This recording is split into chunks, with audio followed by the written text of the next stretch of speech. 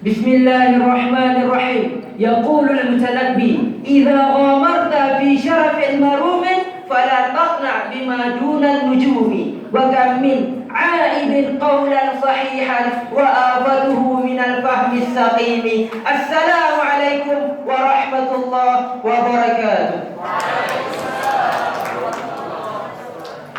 الحمد لله رب العالمين، والصلاة والسلام على أشرف من نطق بالضاد سيدنا محمد وعلى آله وصحبه أجمعين.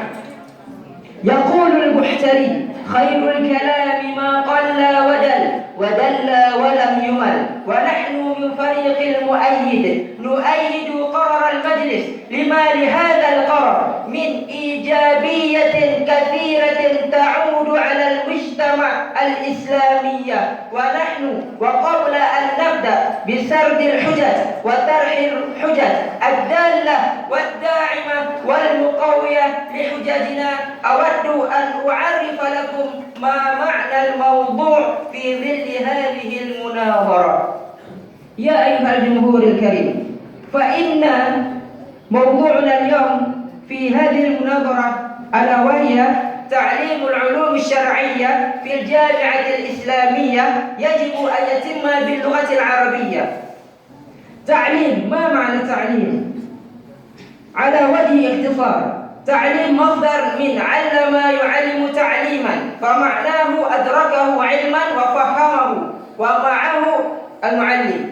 العلوم الشرعية مجموعة من العلوم التي تتعلق بالدين الإسلامي. الجامعة، أتعرفون ما هي الجامعة؟ الجامعة يا أيها الجمهور الكريم مرحلة من مراحل التعليم التي بعد مرحلة المتوسطة ومرحلة الثانوية ومرحلة الجامعية. يا أيها الجمهور الكريم ليس من مراحل الصغار في مجتمعنا، ولكن لهم مكانة لدى مجتمعنا التي وهم يتعلمون في الجامعة الإسلامية. وإن شاء الله تعالى وبعد أن خرجت من الجامعة الإسلامية هم سيكون مصدرا في حياة المجتمع. يا أيها الجمهور الكريم سأخذك لاحقا لأنني في المقدمة. تفضل بالجلوس. يتم باللغة العربية يا أيها الجمهور الكريم، فمعناه تعليمه باللغة العربية. والآن سأمر على حجج محددة التي تتمحور على محاور متعددة، ألا وهي في المحور الأول أهمية الشرعية في الجامعة والمجتمع، وبعد ذلك سأمر على أهمية اللغة العربية بين المجتمع، وبعد ذلك إن شاء الله تعالى سأمر على محور الاجتماعي. يا أيها الجمهور الكريم تفضل. أليس مشروعنا اليوم واضح أيها الجماهير النبلاء بأننا نستخدم لفظ يجب أن يتم باللغة العربية؟ هنا نستخدم لفظ الإتمام. فما معنى الإتمام؟ وهو استخدامها 100%.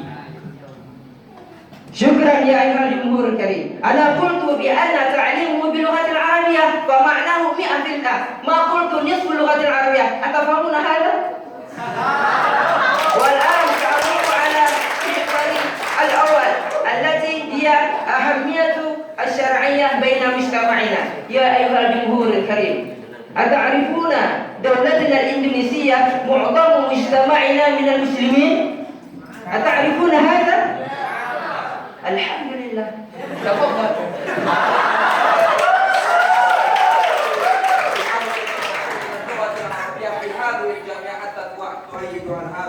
ردت مداخلتك. أنا ما سكت جيدا. اسمع جيدا. آتينا المعطيات الإحصائية عما تتعلق بعدد المستوعبين من اللغة العربية في هذه الجامعة حتى تؤيد عن هذا الموضوع. أيها الجمهور الكريم، مداخلته إن شاء الله تعالى سأجب في بين حججي إن شاء الله، لأنني لم أدخل إلى حجج. أهمية اللغة العربية بين المجتمع، بأن العلوم الشرعية يا أيها الجمهور الكريم لها أهمية بين مجتمعنا الإنجليزية. لماذا؟ لأن معظمهم مجتمعنا دينهم دين الإسلام كما بينت لكم. وإن دل على ذلك فنحن نؤيد ونؤكد بأن تعليم العلوم الشرعية في الجامعة الإسلامية يجب أن يتم باللغة العربية. لماذا؟ لأن العلوم الشرعية مصدره من اللغات العربية. كان كتب التراث مصدر العلوم الشرعية من كتب التراث والقرآن والأحاديث. القرآن باللغة العربية والأحاديث باللغة العربية وكتب التراث باللغة العربية. وفهم بدقتها لا بد أن نتعلم اللغة العربية. لماذا؟ لأن اللغة العربية لا بد هناك من بلاغتها ومعانيها وأدابها حتى نفهم 100% يا أيها الجمهور الكريم. والآن سأمر على المحور الاجتماعي يا أيها الجمهور الكريم. وبعد أن خرج طالب من الطلاب التي يتعلم في الجامعة الإسلامية كان يكون مصدرا بين المجتمع. أتريدون هم ولما يعلمون مجتمعنا بمجرد من الترجمة يقرأ الترجمة ويشرح إلى مجتمعنا؟ أتريدون هذا؟ نحن لا نريد هذا. لماذا يا أيها الجمهور الكريم؟ لأن هذا سيفسد الفهم وهناك سيخرج الأخطاء الكثيرة من الرأي لأنه لم يتقن في اللغة العربية يا أيها الجمهور الكريم. وبعد ذلك أنتم تقولون بأن التعليم في الجامعة الإسلامية لابد من دون اللغة العربية. ولأجل ذلك يا أيها الجمهور الكريم بعد أن شرحت وبينت بأن حجاجنا أقوى وحجاجهم أوهن من بيوت العنكبوت. السلام عليكم ورحمة الله وبركاته.